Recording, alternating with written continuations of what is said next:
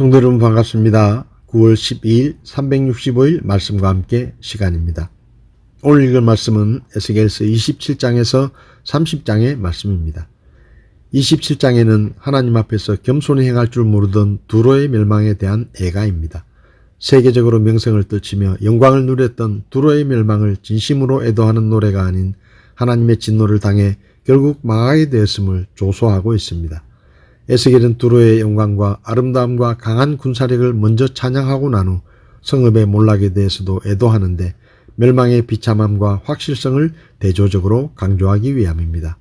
두로의 영광과 힘에 대해 이야기하고 두로가 국제무역을 통해 부를 축적한 사실에 대해 설명합니다. 그리고 자신의 영광에 도취되어 있다가 결국 멸망하는 두로의 모습에 대해 기록합니다. 28장은 두로가 멸망당하게 된 원인과 두로의 이웃나라인 시돈도 하나님의 심판을 당할 것에 대한 예언이 기록되어 있습니다. 두로는 하나님의 은총을 받아 그 어떤 나라도 부러워할 만큼 물질적인 풍요를 누렸음에도 은총을 주신 하나님께 교만하여 은혜로 받은 풍요를 육신의 쾌락, 곧 죄악을 일삼는 데 사용했습니다. 두로가 그와 같은 죄악의 길을 걷도록 하는 데는 두로 왕의 역할이 매우 컸습니다. 두로 왕은 자신의 경제적인 성공을 바탕으로 이방의 명성을 얻자 신으로 자처하면서 하나님을 무시했는데 이러한 두로 왕의 교만에 대해 하나님께서 진노하셨습니다. 그리고 시돈 또한 부정한 무역 거래와 우상 숭배로 인해 범죄했기에 심판을 받게 됩니다. 두로 왕의 멸망과 그 원인 시돈의 멸망을 예언, 그리고 이스라엘의 회복을 약속하는 내용이 기록되어 있습니다. 25장에서 32장까지는 이스라엘 주변의 나라들이 받을 심판의 말씀을 기록하고 있는데 그중 27장에서 32장은 암몬, 모압, 에돔, 블레셋, 두로, 시돈, 이집트의 멸망에 관한 예언의 말씀이 기록되어 있습니다. 그 가운데 29장은 이집트의 멸망에 대한 예언입니다. 이집트 왕 파라오는 하나님의 주권을 인정하지 않고 자신을 신격화하여 숭배하도록 강요하는 교만을 저지르고 유다는 이러한 이집트 왕을 하나님보다 더욱 의지합니다. 그래서 하나님께서는 이집트가 얼마나 무력한가를 보여주시고 더 나아가 이스라엘이 얼마나 무지하였는가를 깨닫게 하기 위해 이집트 왕을 철저하게 심판하십니다. 이집트의 파멸과 황폐에 대한 예언, 이집트의 회복에 대한 예언, 그리고 느부갓네살의 분깃과 이스라엘을 향한 긍휼의 약속이 나옵니다. 30장에서 에스겔은 하나님의 날이 가까웠음을 선포하며 이집트와 그 동맹국들이 하나님의 권세 앞에서 무너지고 말 것이라고 예언합니다. 이제 심판을 받아 멸망의 처참한 지경에 놓이게 될 이집트에 대한 애가를 부르므로 이집트의 멸망이 얼마나 슬프고 죄인이 받을 고통과 수치가 얼마나 큰가를 알려줍니다.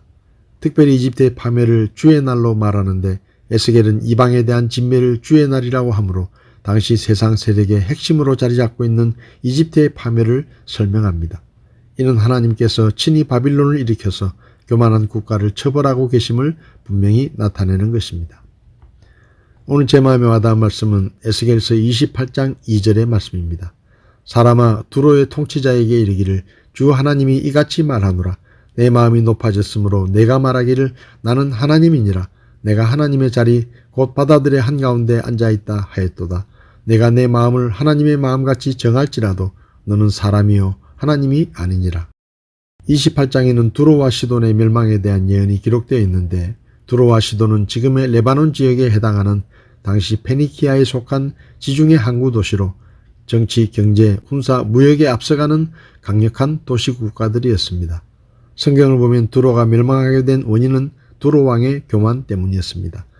두로 왕은 자신의 통치 동안에 무역을 통해 경제적인 번영을 이루고 이방의 명성을 얻자 스스로 교만해지고 나는 하나님이라 내가 바다 한가운데 하나님의 자리에 앉아있다 라고 말하며 신의 위치까지 자신을 높였습니다.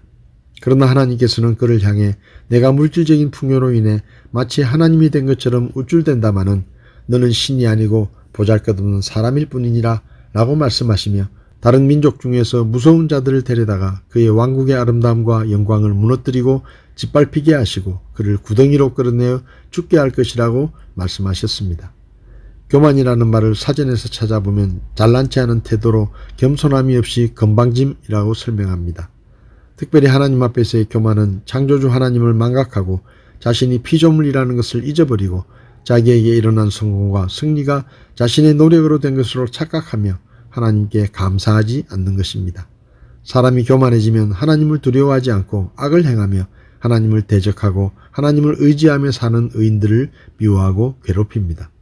성도 여러분, 언제 어디서 무엇을 하든지 우리는 하나님이 아니며 보잘것없는 하나님의 피조물이라는 것을 잊지 마시기 바랍니다. 지금 우리가 숨을 쉬고 사는 것, 건강한 몸으로 이런저런 일을 하며 살아가는 데 필요한 것들을 공급받고 굶주리거나 헐벗지 않고 살 수 있는 것, 우리를 넘어뜨리고 함정에 빠뜨리려는 원수들의 시험과 공격에도 믿음 안에서 굳게 서 있을 수 있는 것, 크고 작은 성공을 거두고 삶의 계획들을 성취하며 살 수 있는 것, 이 모든 것은 창조주 하나님께서 은혜를 베풀어 주시고 우리를 도와주시기 때문에 가능한 것입니다. 그러므로 다른 사람과 믿음이나 성취를 비교하며 내가 다른 사람보다 더 낫다는 생각을 품고 교만해지지 말고 항상 예수님 옆에 서서 믿음의 키를 재고 삶의 성취를 비교하시기 바랍니다. 그렇게 한다면 우리는 하나님 없이는 한순간도 살 수 없는 부족한 존재라는 것을 깨닫을 것이고 하나님 앞에서 항상 겸손하게 살게 될 것입니다. 9월 12일 365일 말씀과 함께 오늘도 함께 해주셔서 감사합니다.